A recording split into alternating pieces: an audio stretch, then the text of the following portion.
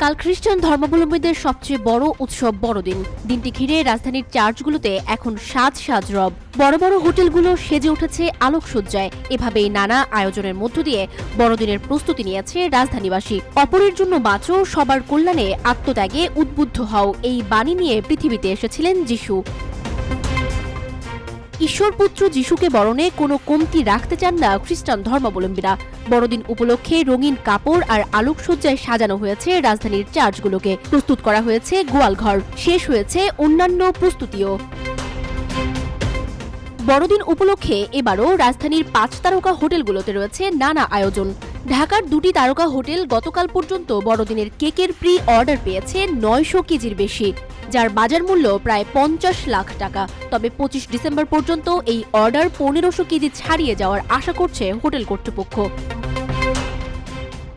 Hotel সারিনার public relation officer Farhana Ferdousi Arnika বলেন, আমাদের কিন্তু কালকে শুরু হতে যাচ্ছে আমাদের হোটেল সারিনাতে কিডস কার্নিভাল, যেটা আমরা বাচ্চাদের নিয়ে করতে যাচ্ছি।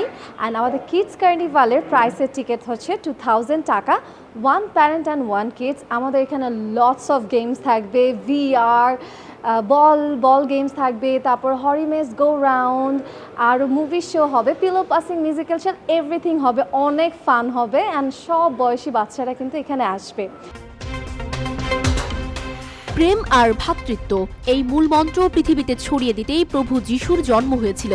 খ্রিস্টান ধর্মাবলম্বীরা বিশ্বাস করেন যিশু ঈশ্বরের সঙ্গে তাদের পুনর্মিলন ঘটাবেন আর সারা বিশ্বে ছড়িয়ে দিবেন শান্তির বার্তা। তাই তো সারা বছর ধরে অপেক্ষায় থাকেন ঈশ্বরপুত্রের আগমনী দিনের।